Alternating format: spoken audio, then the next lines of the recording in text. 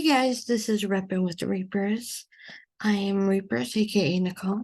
Today we're going to be talking about good old poor Peter Navarro.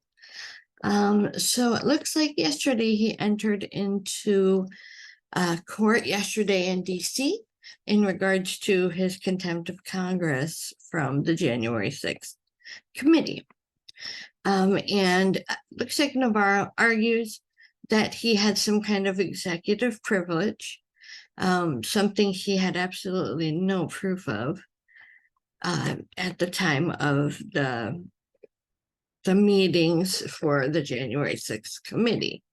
And he said that he should not have to testify because anything he did leading up to January 6th while in Trump's White House,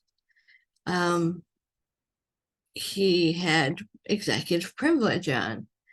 If you remember, leading up to January 6th while in Trump's administration, he showed up on MSNBC talking about the Green Bay sweep made famous by a football move from the Green Bay Packers. Irrelevant, but still kind of funny because they kind of suck. The procedures were that the Electoral College vote count would be blocked by repeated challenges from Republican senators and House of Representative members on January 6th during the electoral count.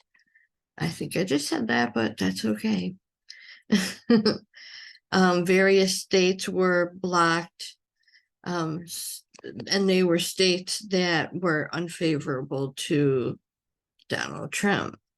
According to the plan as laid out in a previous video, the Roger Stone plan that you saw me talk about yesterday as well as about a week ago, the plan laid out that the public pressure created by the delay would lead state legislators in 6 key battleground states, with Republican-dominated legislators, those being Arizona, Michigan, Pennsylvania, Georgia, Wisconsin, and Nevada, to decertify the election results with the intended outcome that Trump would have more certified electoral college votes than the electoral college winner, Joe Biden.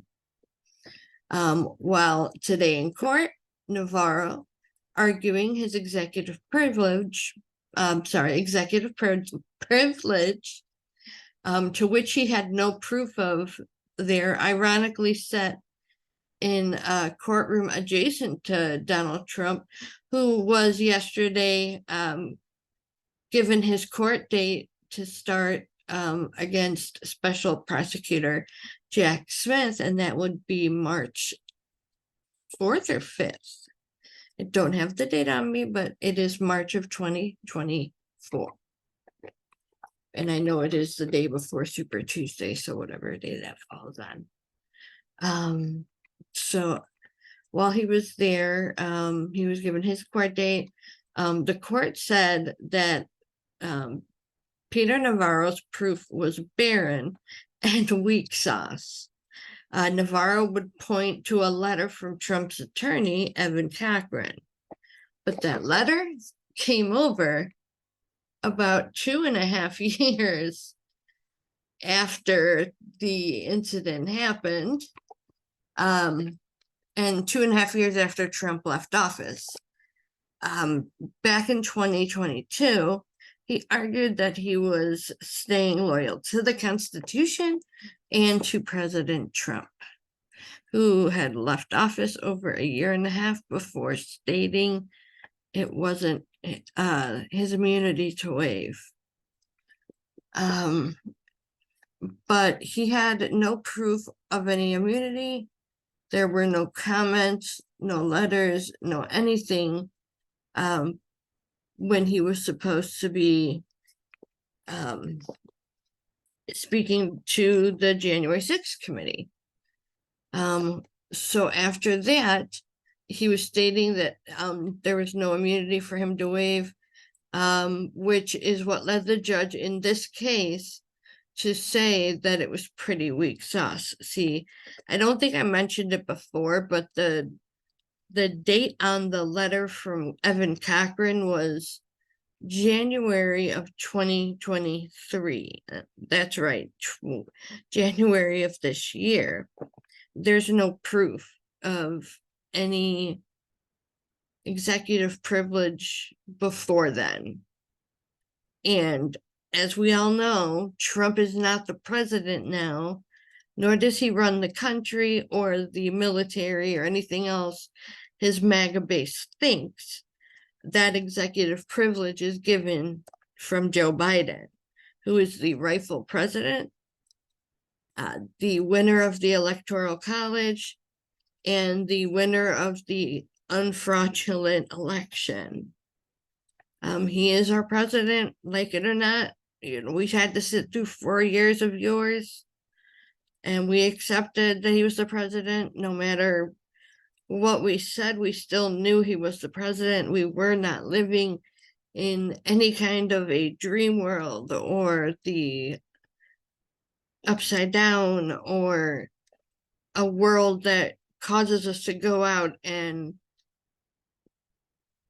do unthinkable things in the name of our president.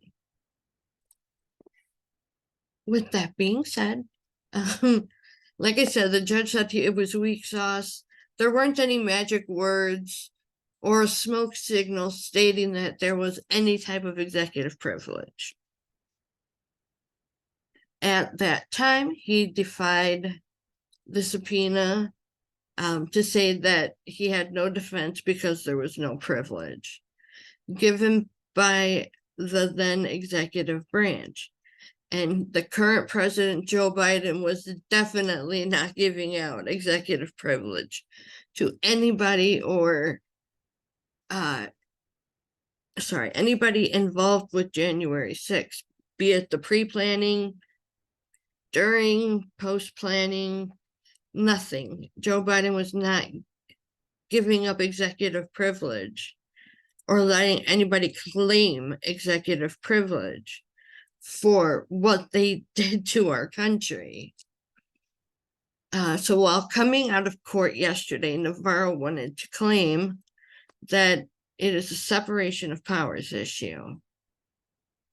But the judge suggesting that there was no executive power, pardon me while I take a sip. And guys, again, please remember, we do have our 11-ounce mugs. We do have 15-ounce mugs, as well as we have some BYOH shirts. And I will be posting the link below. It's through Fighting Words Designs, our sponsor, Catherine Zia. We have some other things that we are brainstorming. Wow, yeah. Well, I had a brain fog. But there may be some Two Fired Up Chicks or All Fired Up merch coming in the future. Anyway, he came out of the court. Like I said, he was claiming that there was no executive, that the judge claims that there was no executive power deployed there in the first place, and you can't give a separation of powers argument, even if the government powers were never even deployed.